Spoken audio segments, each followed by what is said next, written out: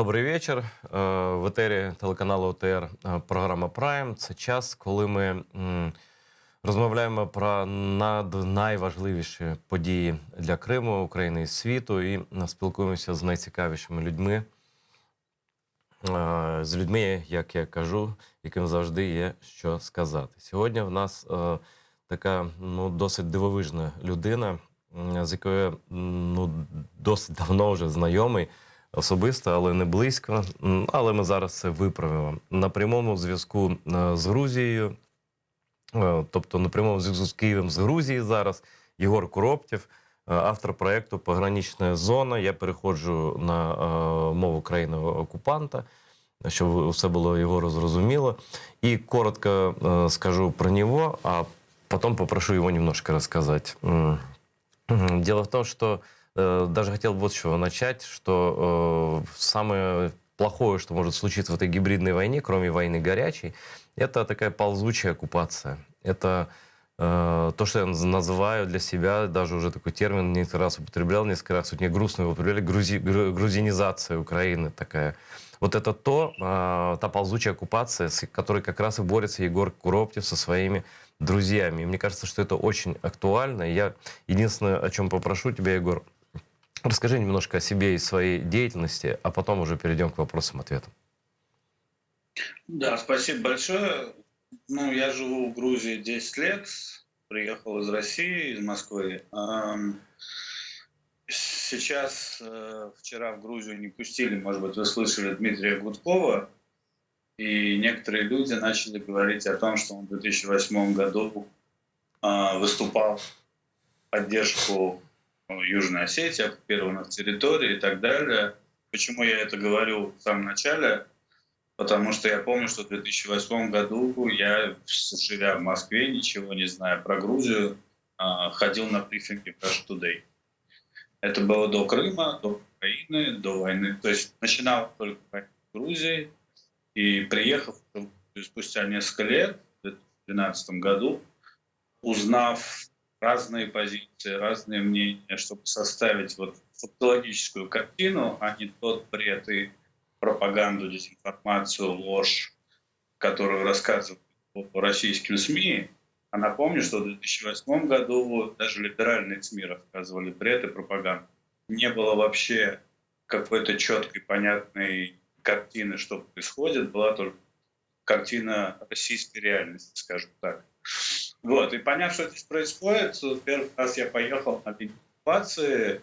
Надо понимать, это просто поле, деревня, там живут люди, и протянута колючая проволока, разделившая вот там села, деревни, семьи, которые не могут переходить на ту сторону в церковь или в кладбище, или еще куда-то. Значит, наверное, в Украине тоже есть такие вещи, но мы сейчас об этом поговорим, что в Украине есть, как сказать, зона разделения, где войска стоят и так далее. В Грузии нет ничего. Так вот, когда я первый раз туда поехал, и мы говорили по-русски, как правильно сказали, на языке оккупанта, там стояли местные полицейские, грузинские, они услышали русский язык, тогда еще никакие россияне туда не ездили, я потом возить, показывать. И они сказали, ну не очень культурно, я перефразирую, братан, нахрена вам это? И я вот это запомнил, наверное, всю жизнь, потому что ты стоишь, смотришь на этих местных жителей, на эту землю, и вот на 140-миллионную Россию и 3,5-миллионную Грузию, и думаешь, вот зачем, за что, за какие великие цели, значит, наша страна на наши налоги ходит убивать соседей и отнимать у них землю. И, собственно, с этого момента я начал, ну, во-первых, свой проект «Пограничная зона», да, рассказывать про оккупацию Грузии, про евроатлантическую интеграцию Грузии. На тот момент на русском языке ничего не было, а мне хочется, чтобы именно подверженные пропаганде и бреду люди слушали, что мы говорим. И, кстати, слушают и на оккупированных территориях Грузии, в так называемой Южной Осетии, Абхазии очень много аудитории. По-разному воспринимают, многие, естественно, агрессивно, но слушают. Для меня это, в первую очередь, самое важное. Ну и позже уже началось движение «Сила в единстве», Это движение такого активиста и актера, очень известного в Грузии человека Давида Кацарава, которому я, как это, почетный член.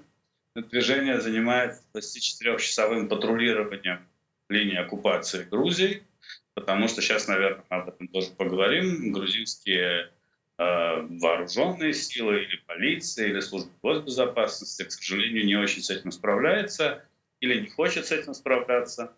Поэтому вот группа активистов, 25 человек, каждый день уже 4 года патрулируют линию оккупацию, сообщают о каждом похищении гражданина Грузии, о каждом шаге ползучей аннексии, когда дальше глубже передвигают линию.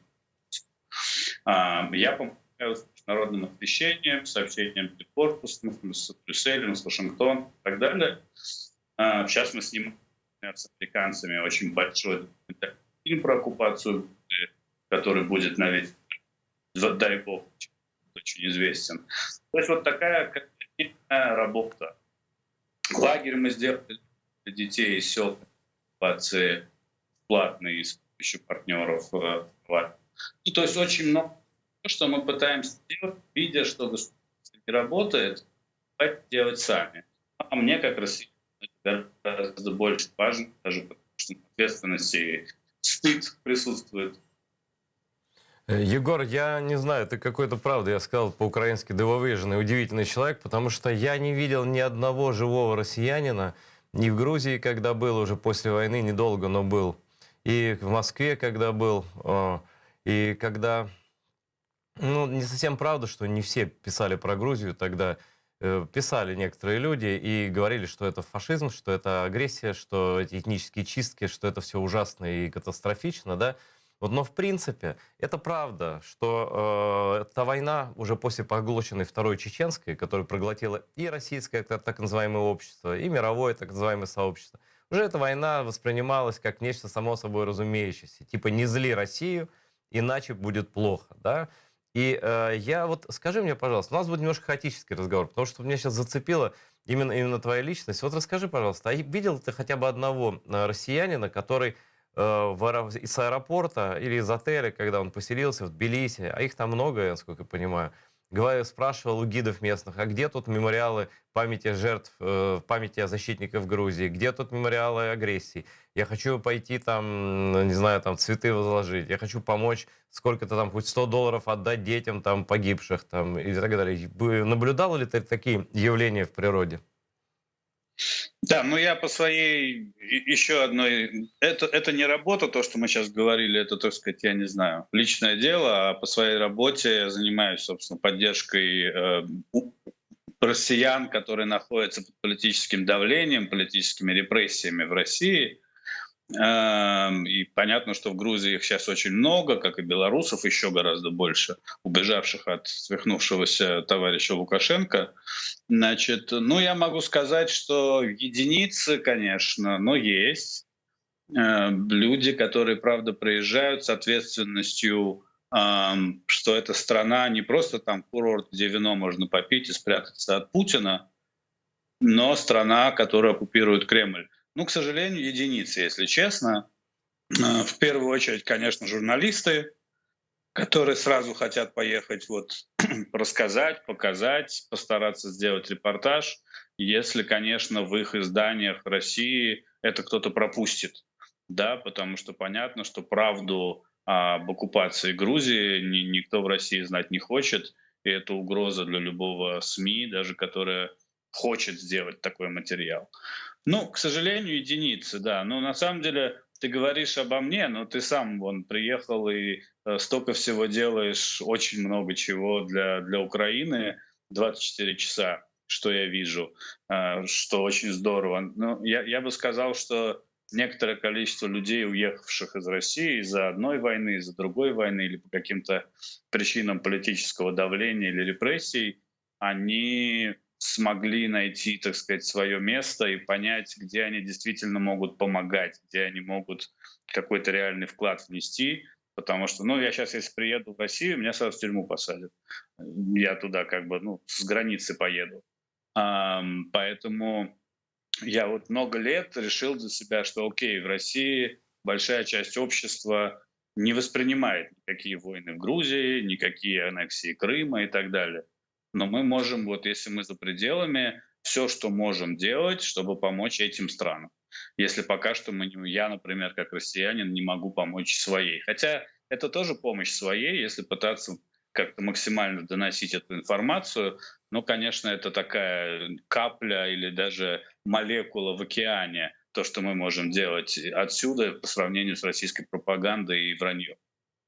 Егор, ты меня упомянул, спасибо, конечно, но немножко другая ситуация. Я никогда себя не считал русским, понимаешь? И я всегда считал себя крымским татарином, и у меня не было никаких сомнений. А в ситуации с Украиной, ну, как, впрочем, и с Грузией в 2008 году, но с Украиной это же был Крым еще же. Это вот Украина, Крым. Каждый год в этой стране я бывал и имел друзей. Для меня вопроса выборов вообще не было. За кого ты, что ты, как то. Ты бы мог спокойно остаться русским, или, я не знаю, ты чувствуешь себя до сих пор русским и россиянином, или все-таки, вот, ну, не знаю, по крайней мере, говоришь, что уже, по-моему, с грузинским акцентом. Ну, по моему, как это сказать, выражению лица видно, что в плане, как это, славянскости, ну, я не совсем славянин, но это не кавказские крови. А в плане, значит, россиянин, да, конечно, я россиянин, я себя чувствую россиянин. И это мне как бы даже больше придает, как это сказать, не хочу не чувствовать себя россиянином, потому что столько проблем, которые делают наши кошмарные власти, не только в Грузии, не только в Украине, значит, Армения, Азербайджан, я не знаю, разные всякие конфликты, что я считаю, вот, что мы как россияне, те, кто хочет и у кого есть, может быть, совесть, или я не знаю, какие еще мотивы, должны делать все, что мы можем, и понимаем, чтобы этому как-то противостоять. Да, поэтому ну, я в том числе занимаюсь и Южный Кавказ, то есть Армения, Азербайджан, конфликт, где у Кремля тоже всегда политика была нацелена на разжигание и поддержание конфликта, и сейчас тоже, да, чтобы максимально не дать странам самим уладить свои отношения. И там Турция то же самое, Турция с Арменией, чтобы не дать уладить свои отношения, чтобы можно было продолжать влиять, оправдывать присутствие российских баз военных, давление, манипуляций. Ну, я себя чувствую россиянином, и это как бы накладывает больше ответственности. Но если ради этого, то, наверное, это правильно с твоей точки зрения. Я хочу спросить, вот ты сказал о том, что... Нет, давай с другого начнем. Вот ты со стороны смотришь все-таки на ситуацию нагнетания напряженности и потенциальной полномасштабной агрессии России против Украины. Как это выглядит из Грузии? Как это выглядит твоими глазами? Экстраполируют ли грузины на себя это, что и на них тоже могут в любой момент напасть? Ну вот что ты можешь сказать о грузинской, о своей личной реакции на нынешнюю, просто вот сегодняшнюю ситуацию между Россией и Украиной? Не, ну это ужас, он для меня всегда ужас. На самом деле, когда был 8-й год, сейчас это плохо прозвучит, наверное, не воспринималось вот так близко совсем, что вот там Грузия, ну непонятно. Немногие ездят в Грузию или ездили тогда, сейчас многие ездят.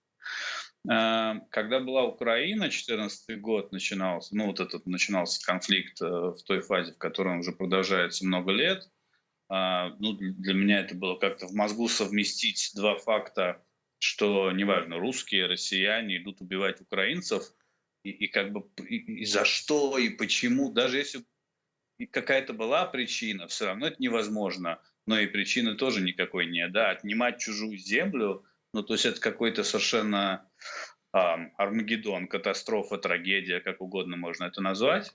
Сейчас текущую ситуацию, ну как, все, затаив дыхание, ждут, максимально стараются поддерживать Украину чем могут. Грузия, наверное, немного чем может, но как минимум на уровне там, народа вся страна Грузию поддерживает. Сейчас вот сидят депутаты в парламенте, заседают в кофтах всех с флагами Украины или там еще что-то.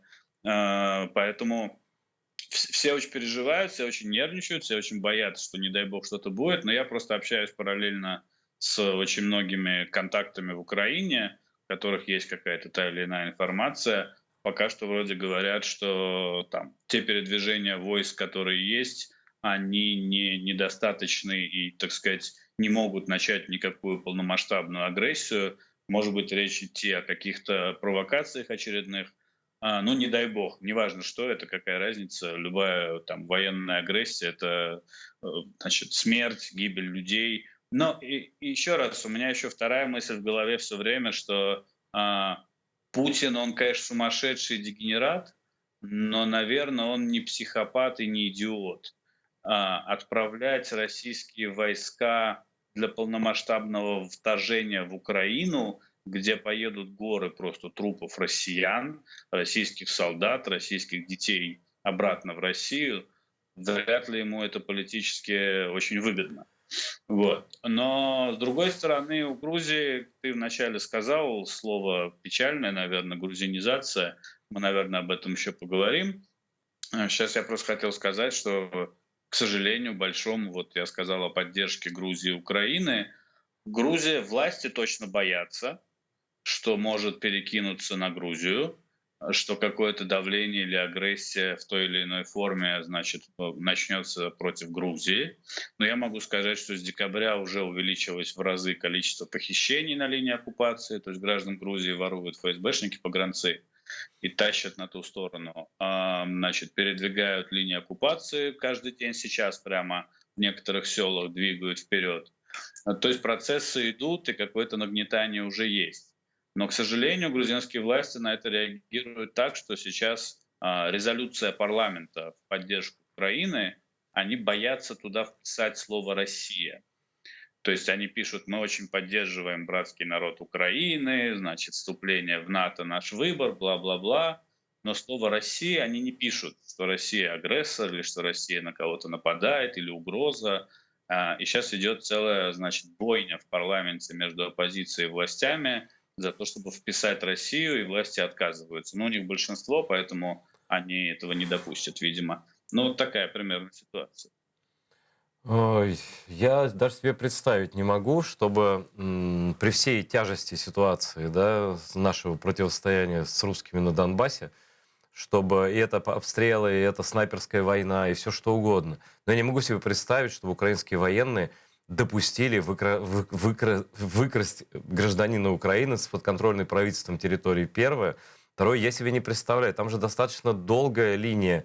Ну, по-моему, такая же, как вот в Ордло у нас, если суммарно брать так называемую Абхазию и так называемую Южную Осетию, это, наверное, такая же линия, примерно сотни километров, как в Ордло, да? И Сотни километров. и если бы их патрулировало там 100 полицейских и 25 добровольцев, и не было армии, и похищали бы людей, вот как до такой жизни дошла современная Грузия? Вот чтобы нам просто... Почему мне важно? Потому что много сейчас голосов у нас началось. Да войны не будет, да все не будет, да все это ерунда, да это паника Америка, туда-сюда, геополитика, теории заговора, все что угодно, да? Но в практическом смысле я больше всего боюсь, что Путин действительно взамен горячей войны широкомасштабной, что, конечно, ужасно, он продолжит и усилит гибридную войну. И вот в Грузии, мы не можем обвинять только Грузию, я сразу говорю, потому что даже в Украине до сих пор просят прощения у грузин за то, как вяло отреагировали в 2008 году. Но другая Украина была, совершенно все было другое. Да, я уж про Россию там не говорю. Вот. Но как Грузия дошла до такой жизни, какие факты вот этой, ну, как бы, не то что коллаборации, а вот такой мягкой сдачи интересов наиболее вопиющие, и как это произошло за вот годы, когда ты за этим наблюдаешь?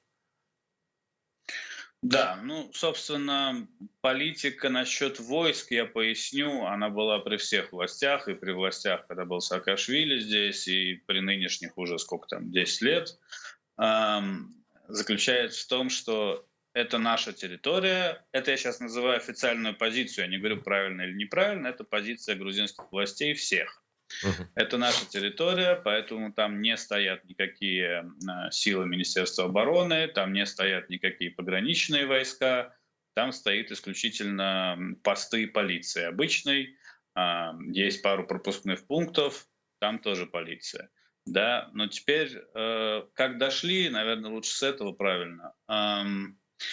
Ну, во-первых, в 2012 году пришел режим Бедзина Иванишвили, который известный, наверное, олигарх. Я не знаю, насколько в Украине про него кто-то слышал, но вот такой есть олигарх, который, значит, раньше имел акции «Газпрома» и так далее. Не будем уделять этому много внимания, по акциям «Газпрома», наверное, понятно. Да. Значит, пришел его режим к власти в 2012 году, и что они сделали? Собственно, Запад это приветствовал, чтобы было понятно.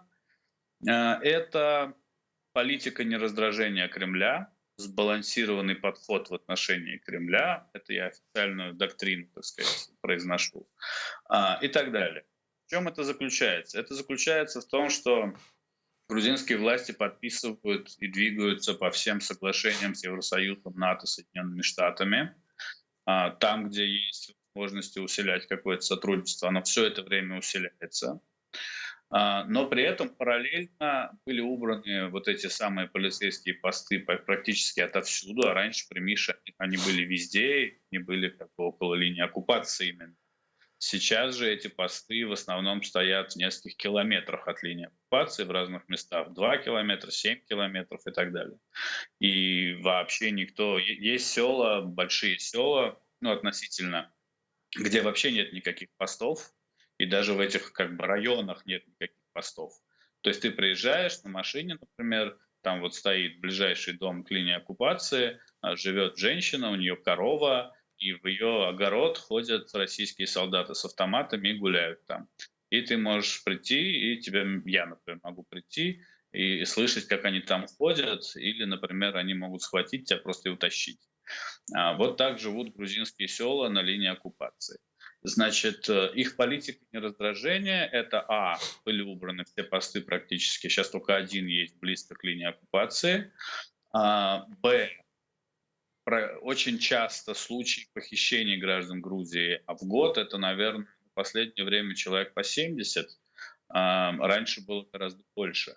Но сейчас вот это движение по патрулированию, оно очень помогло, потому что его главная суть в том, что ты первый узнаешь о любом факте агрессии, то есть передвижение колючей проволоки, воровство гражданина Грузии. Как это происходит? Я не знаю, знают ли в Украине. Значит, эти погранцы ФСБ, они просто заходят на контролируемую Грузию территорию, Тбилиси территорию, в села, это может быть Хурвалети, Джериашени, много разных сел, берут гражданина Грузии, тащат через линию оккупации в КГБ в Хинвали, и потом есть разные варианты. Значит, по-моему, четырех, не больше, 4 человек они убили. Значит, один повесился в камере, молодой отец, несколько детей у него было. Один, значит, со следами, более 100 следов пыток, запытанный человек, Арчил Таташвили, его запытали в КГБ Тхинвали, и потом выдали тело через месяц с российской независимой экспертизой, что он умер в результате сердечной недостаточности. Более 100 следов пыток. Значит, и еще 2 человека, которые тоже... Один, значит, Гигиат Хазория был убит. Пограничник с той стороны прям перешел через контрольно-пропускной пункт, выстрелил в гражданина Грузии, стоящего с этой стороны контрольно-пропускного пункта, бил его под камеры, это все записано, вернулся обратно, и все, он на свободе так и живет дальше. Никакого ни суда, естественно, ничего нет. Вот, значит, это все политика нераздражения. Власти Грузии нынешние действительно считают искренне, что вот этими, как это сказать, это даже не уступки, это гораздо больше. Я просто не хочу произносить сейчас какие-то Но слова. это какое-то, извини, Егор, это какое-то жертвоприношение. Я прошу прощения. Вот мне напоминает времена, когда, ну, злым богам, да, там, или злым каким-то государям привозили там людей, которых они приносили в жертву. Ты говоришь чудовищные вещи, абсолютно. Но с этим... А власти на это официально никак не реагируют? Что дошло до того, что волонтеры там как-то хоть информируют, помогают? Власти, ну, по случаям, когда кого-то убили, конечно, они делают много заявлений, обращаются там в какие-нибудь форматы, еще куда-нибудь. Ну, такая иллюзия процесса, естественно, ничего не дающая вообще. В плане похищений людей очень часто стараются это публично не давать. И как бы когда началось патрулирование, и, собственно, вот этот быстрый механизм реагирования, даже движение вот этого Давида Кацарава, с которым я вместе как сказать, занимаюсь этой работой, сделали красные кнопки, раздали в нескольких селах. То есть человек может, если кого-то похищают или что-то, у него такая висит, как часы, он нажимает кнопку, и нам приходит сигнал с координатами, и где он находится, чтобы сразу либо ему позвонить, либо туда ехать. Значит, власти стараются всегда максимально не публичить ничего, чтобы не было доступно публике, но после того, как движение начало это делать 24 часа, и как бы эта информация все равно появляется и без них, ну, они в основном реагируют постфактум. То есть движение сообщит, через час заявит служба госбезопасности. Обычно это так происходит. Например, если я не ошибусь, 2 года назад, сейчас это то же самое происходит. Вот есть дом, представьте себе дом, деревянный дом в селе, там живет бабушка и дедушка, и таких очень много. Это просто один пример хорошо мне знакомой женщины. У нее участок земли, и там, знаете, как туалеты в селах стоят на улице.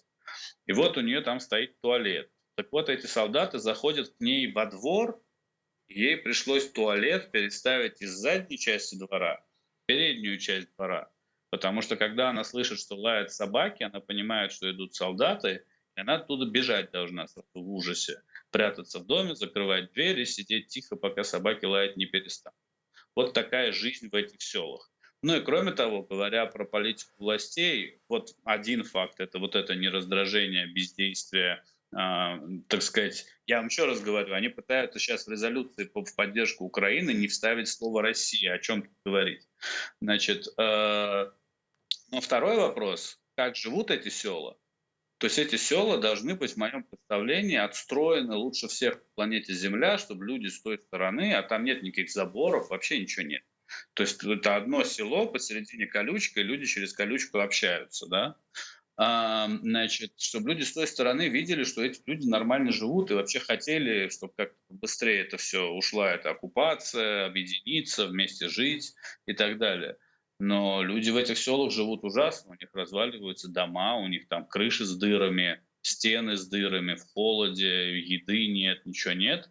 Ну вот все активисты, но мы чаще всех, потому что мы этим каждый день почти занимаемся, все стараются там привозить какие-то мешки, сумки с продуктами, вот как может, кто помогает. Я не могу сказать, к сожалению, что в грузинском обществе большая часть этим занимается. Нет, в основном все вокруг там нажать лайк на пост в Фейсбуке, где фотография около колючей проволоки. Хотелось бы, чтобы общество все-таки более активно вспоминало о своих согражданах тоже, которые живут вот в таких ужасных условиях в самом опасном месте страны. Ты просыпаешься, тебя могут цопнуть и увезти туда, да? Вот, ну вот такая ситуация, да? В Украине, я так понимаю, что все гораздо все хуже, потому что у вас горячая война ежедневная, но у вас хотя бы идет сопротивление и защита своей земли, своей территории. Ну, у нас по-разному, у нас общество разное совершенно. Ну, при этом, конечно, вопрос о там, единстве Украины там, и освобождении территорий, то есть это что-то Крым наш, да, и Донбасс наш, он стоит только для предателей, для абсолютных маргиналов, на каких-то пророссийских структурах, которые еще, к сожалению, остаются. В большинстве общества это неприлично. Правда, у нас тоже власти не во всех своих выступлениях, прямо скажем, говорят слово «Россия». Но, в принципе, тут понятно, о чем идет речь, и война идет. Ну, если говоришь война, ну, с кем? С Камеруном. Ну, хотя я считаю, что это тоже неправильно. Это дает ложные сигналы Кремлю, потому что, ну, они на это реагируют вот именно тем, о чем ты рассказал, наглеют дальше.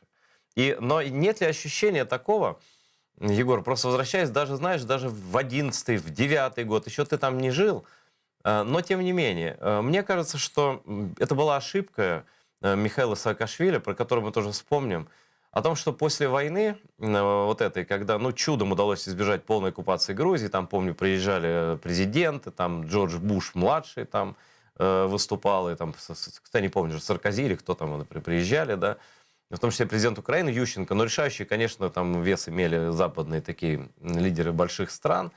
Значит, вроде как статус-кво удалось каким-то образом сохранить, но вместо того, чтобы как бы военизировать страну, каждого гражданина вовлечь в самооборону, вот, ну, везде, чтобы была территориальная оборона, как то, что у нас сейчас делается, тоже, я считаю, раньше надо было делать. Да? Вместо этого Михаил Саакашвили объявил политику открытых дверей для хороших россиян.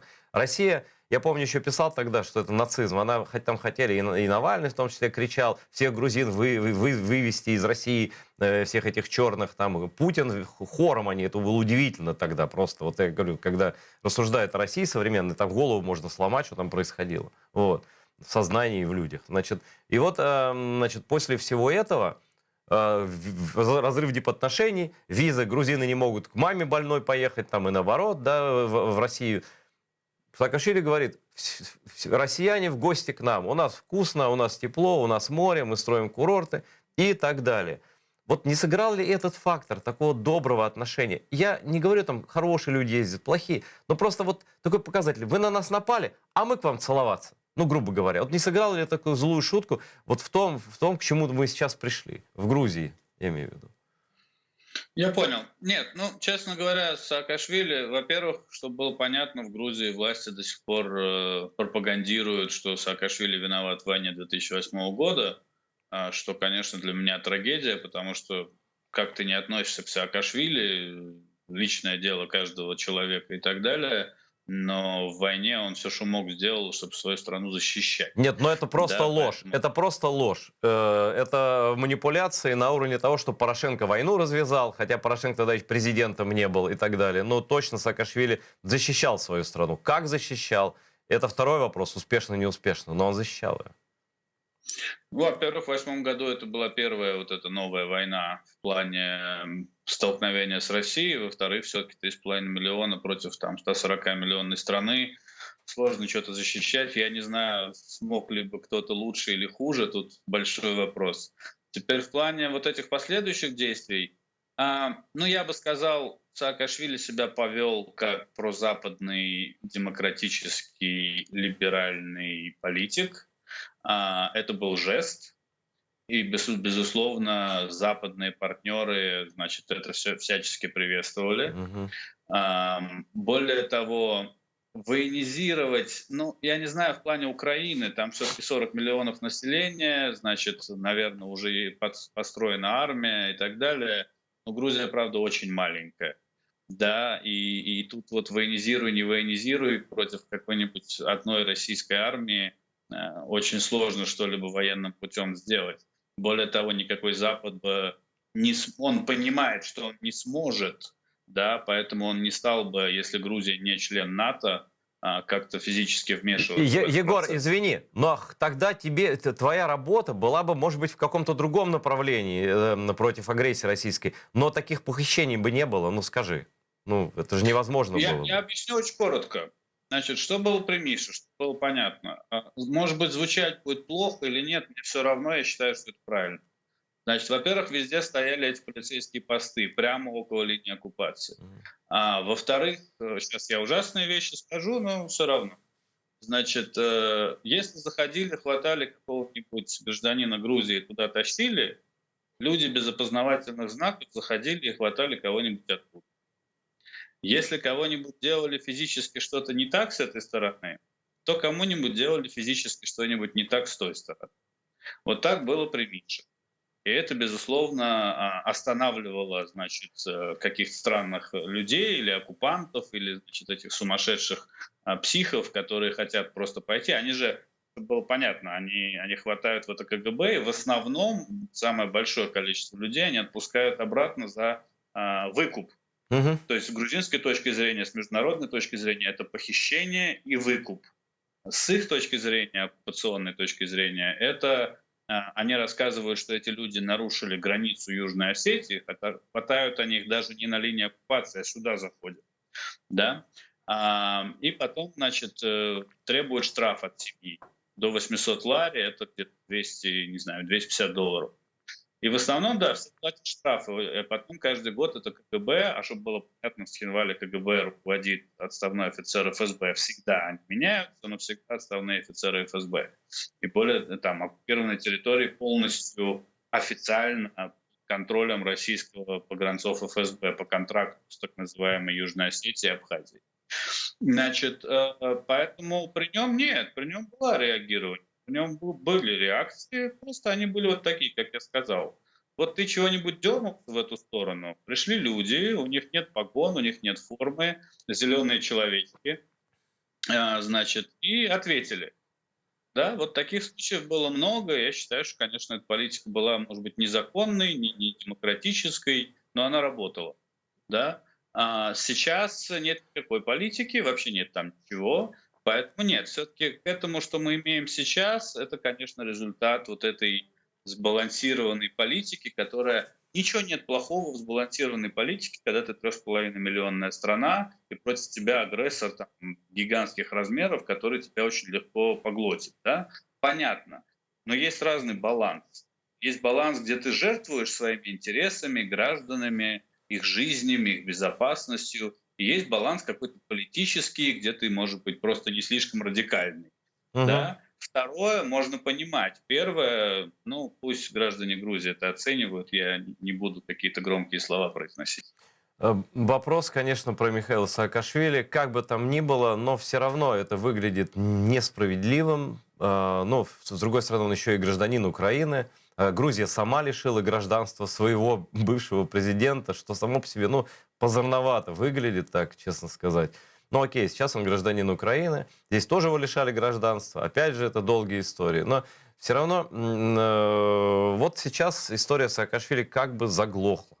Вот Лиза Ясько, которая об отношениях они объявили, значит, своих личных как раз после ареста Саакашвили. Она за него борется, что-то, кто-то какие-то заявления делает, и даже президент делал заявление, по-моему, Украины, Владимир Зеленский, что-то, но ситуация на абсолютном нуле. Почему?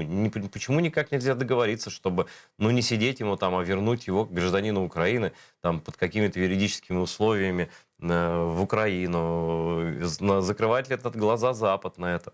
Как вообще это выглядит твоими глазами изнутри, из Грузии? Не, ну Миша сделал единственный для себя возможный шаг, если он хотел хоть какую-то продолжать политическую жизнь свою в Грузии, своим приездом, да, но тем, как он приехал, незаконно пересекая границу и внося, так сказать, еще больший, как сказать, вернее, поляризацию, да, поляризацию, разночтение грузинского общества своим приездом, он, понятно, он хотел усилить свою партию, он хотел усилить себя, свои политические амбиции. Это правильно, с его точки зрения, как политик, все понятно. Но в плане Запада, например, Запад на это, конечно же, отреагировал очень плохо, потому что, ну, бывший президент въезжает в кузове машины в страну, и, значит, его арест, безусловно, в плане безопасности Грузии тоже ничем не помогает, потому что чем больше у тебя дестабилизации в стране, а она и так здесь все время. Ну, последние несколько лет, вот каждый день здесь хаос, дестабилизация, все движется к путинскому любимому failed state. Значит, как они любят говорить про Украину и Грузию, вот в Грузии они к этому близки, и в это вносят вклад и власти, конечно, в первую очередь власти, но и оппозиция, у которой постоянный настрой на, как сказать, вместо каких-то, может быть, стратегий, планов, тактик, выстраиваний, как что делать, мы все время, значит, революция, ура, ура, протесты. Причем, что на эти протесты особо много народу не ходит. Вот, в плане Миши все, ну, затихло, хотя, конечно, в грузинской политике это, может быть, не видно наружу, вне, да, Грузии, но в грузинской политике Миша, конечно, фактор, и его сидение в тюрьме — это фактор. Я бы сказал, что, во-первых, не надо забывать, что у Миши очень большой антирейтинг и большое количество людей в Грузии, которые поддерживают правящую партию, рады, что он сидит в тюрьме. Во-вторых, некоторое количество людей, ну, правда, пострадало в его период, хотя, конечно, Миша и его команда построили ту Грузию, в которую я приехал и которую я обожаю. Сейчас я тоже обожаю Грузию, но мне не представляешь, как трагично и печально каждый день смотреть на все, что тут происходит. Я даже очень стараюсь уже даже вообще не следить за какими-то политическими внутренними процессами, хотя все знаю. Миша, значит, фактор, но у Миша разделение общества здесь очень большое. Власти, то есть Бедина Иванишвили, олигарх, и сам Миша и его партия сделали так, что других сил особо нет, да, потому что СМИ тоже разделены, средства массовой информации, часть у властей, часть поддерживают напрямую Мишину партию. Да, и всем остальным можно дать эфир, можно не дать эфир. в зависимости от того, что они говорят. Да? Если выгодно, дают. Поэтому вот это противостояние, которое есть между ними, оно им обоим выгодно, они его держат и каким-то новым силам не дают рождаться, к сожалению. Это было бы для Грузии спасением, потому что, ну вот есть ситуация как пат, да, Мгм. ничья. Общество, большая часть не поддерживает ни тех, ни других. Поэтому на каждые выборы, конечно, фальсифицируются в каком-то проценте, но этот процент небольшой. Просто видно, что ни у кого нету действительно сильного большинства. Властям очень легко сделать какой-то там 3, 5, 7%, ну, до 10 не больше. Если была разница 15, все, любая партия бы выиграла. Да, но нет, даже сейчас по опросам у Мишиной партии только что вышли опросы, какие-то там 9%, правящие в районе 20, а всех остальных все ненавидят. Да, вот такая ситуация, поэтому, собственно, и Миша в нее попал. Да? Миша, наверное, думал, когда ехал по советам своих советников и помощников в партии, сейчас народ поднимется, выйдет на улицы, будет там всячески поддерживать и добиваться его освобождения. Но нет, ему пришлось и голодовку держать, подвергая здоровью рисков, и многие другие, так сказать, действия производить, чтобы привлекать к этому всему внимание. Ну, можно сказать, голодовка вот действительно привлекла очень много внимания Запада к Грузии, и хоть так Запад, например, понял, в какой действительно ситуации Грузия сейчас находится. Вот. Какая-то польза и смысл от этого для Грузии есть. Но да, все тихо, бардак. Значит, власти каждый раз используют любые инструменты, чтобы сменить месседж-бокс или, как сказать, посылы, информацию, которую люди получают.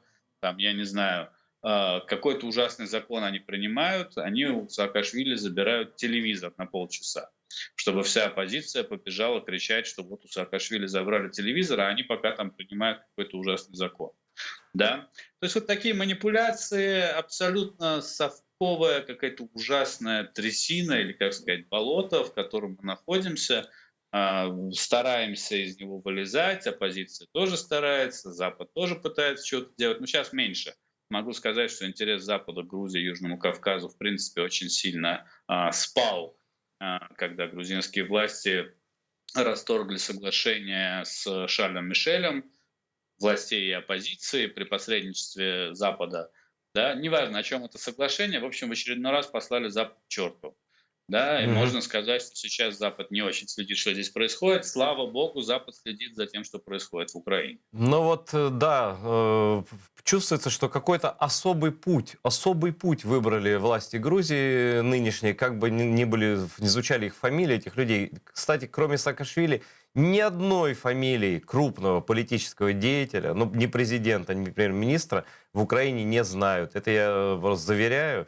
И вот эта провинциализация политики, да, вот это как бы чего не вышло, вот эта потеря субъектности, вот к чему приводит.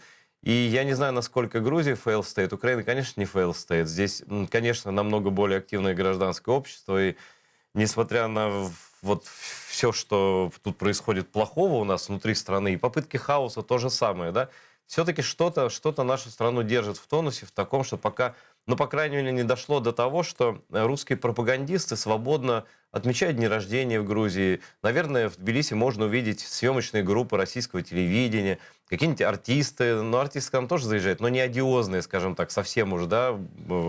Вот. А что происходит, вот как происходит культурная экспансия, как вот это, как они свои нарративы туда протаскивают, информационные, медийные, там, какие угодно. Ну, во-первых, я должен сказать, чтобы никто не подумал, что вообще ничего нет. Конечно, гражданское общество есть, просто оно очень маленькое. Есть определенный минимальный круг там некоммерческих организаций, несколько активистских организаций, вот, которые каждый день одни и те же мы видим по всем каналам, вот что они пытаются что-то делать. Ну да, это очень мало, это капля в море. Теперь по поводу информации, да все просто. Во-первых, в Грузии прекрасно работает спутник, всем известная государственная российская пропагандистская. Они сами пишут, что они пропаганда, я сейчас ни в каком ни другом смысле, которые принадлежат холдингу Russia Today и Марго Симонян. Значит, спутник прекрасно работает, проводит брифинги у себя, видео выкладывает, значит, конференции делает, еще что-то. Это прямо Ну, в это Грузии, такое. прямо в Тбилиси, я уточню. Это в Тбилиси Да-да-да, происходит? это в Тбилиси. Ага, но Да. просто кто не знает, Спутник, это Russia Today, Спутник, это все одно и то же. Это русский пропагандистский комплекс, зенитно-ракетный, да. Мгм. Так и есть, абсолютно. Ну, смотрите, значит, спутник, он очень популярный. Не могу сказать, что люди понимают, что они читают, что это какая-то именно российская пропаганда. Ам, Нету, потому что активной работы в этом плане. То есть вот тоже мы возвращаемся к поляризации. СМИ крупные не посвящают этому никакого достаточного времени, потому что они участвуют в политических баталиях. А я бы, честно говоря, порекомендовал, как это сказать политкорректно, чтобы они все-таки занимались защитой страны именно в прямом смысле. Да, неважно, какая кто партия, давайте вместе защищать страну. Значит, спутник работает, он довольно популярный, есть несколько НКОшек у них здесь, ну их довольно много, но они маргинальные, маленькие, они у себя там что-то делают, я не знаю, представления, утренники, весенники, значит, празднуют все эти праздники российские, я не знаю, День России, еще что-нибудь. Вот это все работает. Значит, есть КСОРКС, если вы знаете, Координационный совет организации российских соотечественников, если я не ошибаюсь. Так это же внешняя Благодаря. разведка, это же российская внешняя разведка, фактически. Ну, господи, да здесь этих агентов толпы, без всякого КСОРКСа. Да? Во-первых, агентуры самой толпы, за ними следят, но их никто не сажает и не высылает. Это не проблема, что разведка, что КГБисты, что кто угодно. Их здесь много.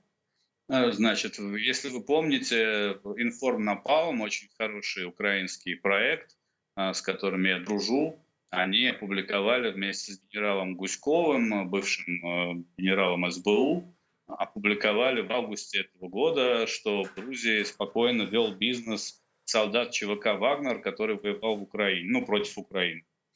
Да, въехал в Грузию, приехал, делал здесь какие-то, зарегистрировал свою компанию для прикрытия и так далее. На тот момент он уже в Грузии не находился, но тем не менее, значит, въезжают, делают, что хотят. Да, я уверен, что за ними следят, я так знаю, что за ними следят, но их никто не высылает и никакого противодействия не оказывает. Вот, ну вот эти все КСОРКСы и так далее, то есть НКОшки — это раз, свои СМИ — это два, давать немножко денег не своим СМИ, грузинским СМИ — это три. Есть известная партия «Альянс патриотов», у которых год назад еще был вице-спикер парламента. Они ездят в Москву, они любят Путина, они такие вот «Путин классный». Вот. Ну, у них, кстати, красивая пропаганда, например, они разделяют. Кто-то говорит, что Путин классный, а кто-то говорит просто нейтралитет. Путин не классный, но плохие турки, значит, армяне, азербайджанцы, и надо убрать Грузию со всеми соседями и со всеми, кто может ей чем-нибудь помочь. А вообще, кстати, про Грузию один из главных нарративов российской пропаганды — это не только антизападная, но и антитурецкая. Да, то есть они настаивают, что пока Грузия, значит, на деньги Запада следит за несуществующим российским оккупантом, Турция оккупировала Аджарию, ну, регион Грузии такой, да, и так далее. И такой работы очень много, такой пропаганды, такой дезинформации, очень активно бьют. Значит, вот сейчас только что, например, вышла новость в так называемой Южной Осетии на их государственном информационном ресурсе, что они назначили официального посланника в Турцию. Как вы понимаете, это делается, когда Эрдоган говорит, что я приезжаю в Киев. Да, мы с этим знакомы, Егор. Тут тоже туда делегации в Крым они возят всяких маргиналов, алкоголиков, там недолеченных и так далее. Но подается это действительно, вот как ты говоришь.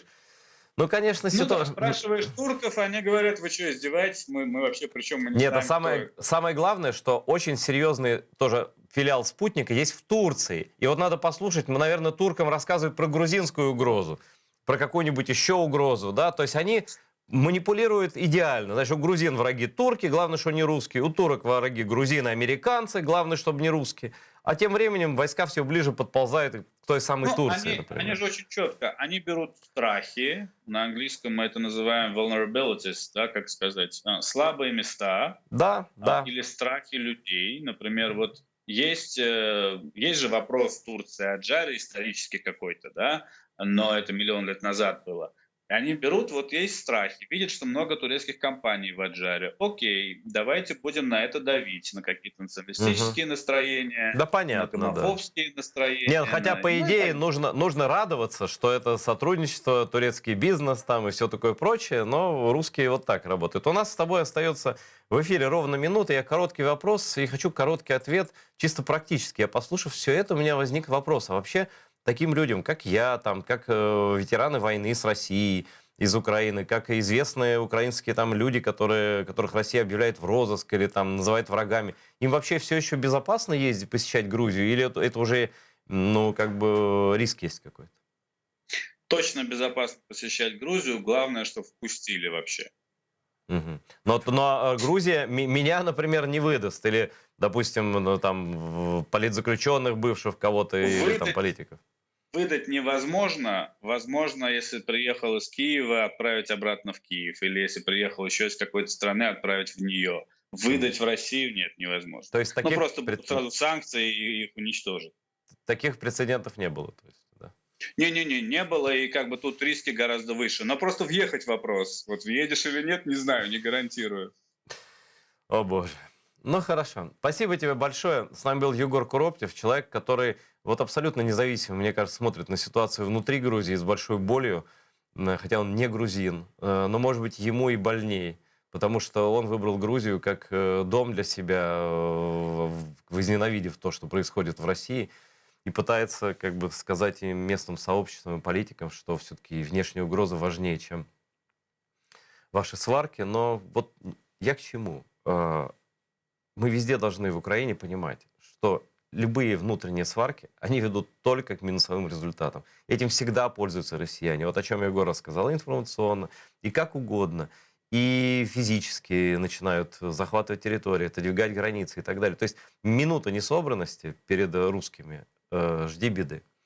Я с вами прощаюсь, только напомню, що ми маємо надію, що ви долучитеся до нашого Патреону і станете нашими патронами. Допомагайте телеканалу АТР в нашій боротьбі на Медіафронті. Так само підписуйтесь на наш канал в YouTube. Там усе швидко, в прямому етері, потім багато програм, інтерв'ю цікавих, ну, наприклад, як таке, як моє зараз з Єгором.